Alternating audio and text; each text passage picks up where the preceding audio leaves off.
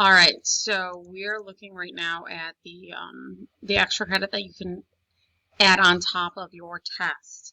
Here's the deal: you have to do the whole thing. If you only do part of it, I won't count it. It has to be fully done and submitted on GoFormative.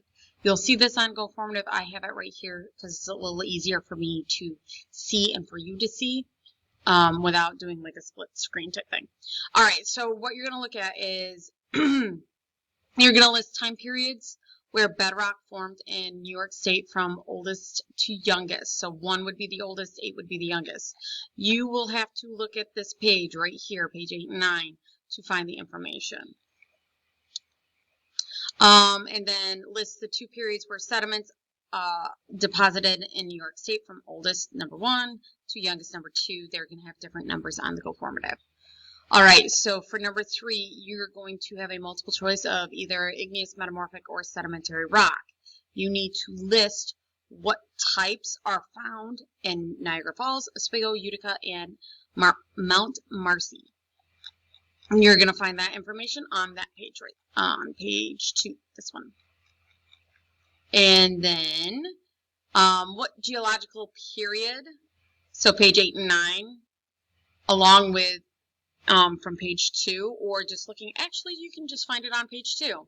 You're going to find the geological age, the period, that you can find salt and gypsum deposits in New York State. All right? And then number 4, you're going to use page 2 and 8 and 9. So you're going to list the types of fossils that could be found near Elmira.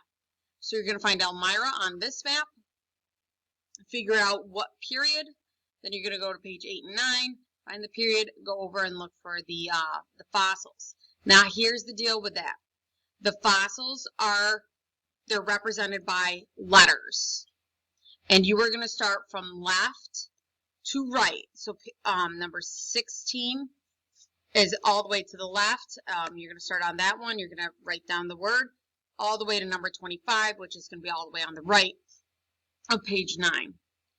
And then you've got the Hexamesaurus is an index fossil that can be found in New York State. You're going to tell me what fossil group it belongs to, page 8 and 9. What period did it exist, page 8 and 9.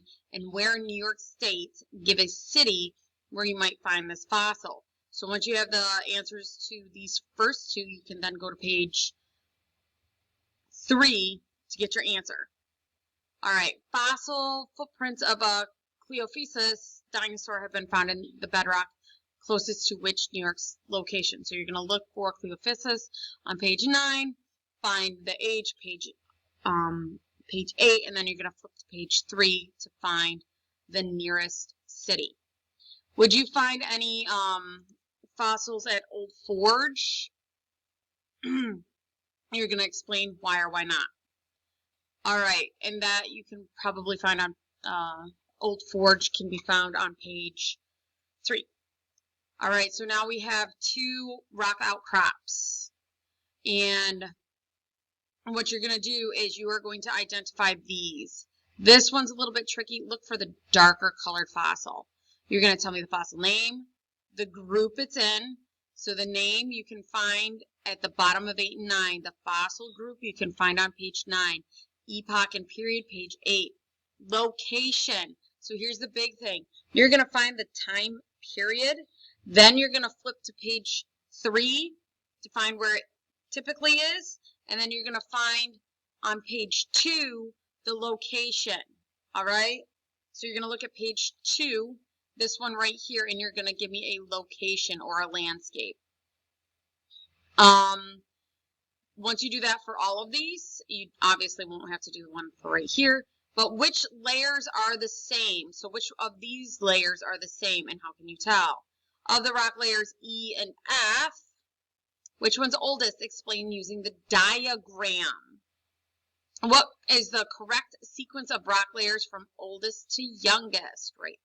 Give me the correct layer. You're going to sequence it.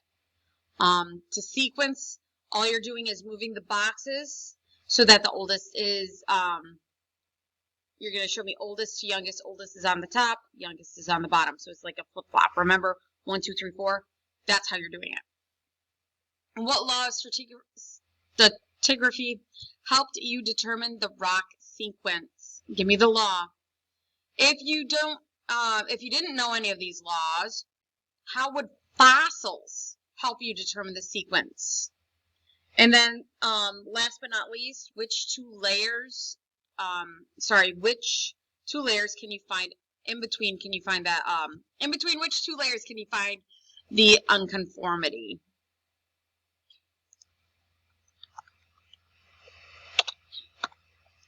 In between which two layers can you find that unconformity? And then you've got some radioactive dating questions. You've got carbon-14 going through 2 half-lives. Tell me how many years have gone by and what % will be left. If potassium-40 has 3 half-lives, how many years have gone by?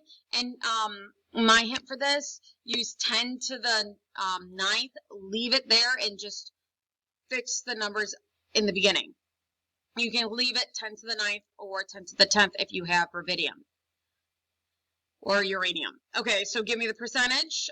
If you're given 400 grams of rubidium and only 100 grams remain, tell me how many half-lives have gone by and then how old the sample is. Again, that's where I said keep the 10 to the whatever on there. That's just X, 10, and then the little arrow up. Answer and go formative. If you have 12.5 pounds of a 100-pound chunk of carbon-14 that are remaining, how many half-lives have gone by? How old is the sample?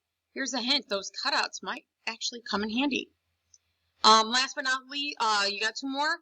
What radioactive isotope would be best in dating a buried tree stump?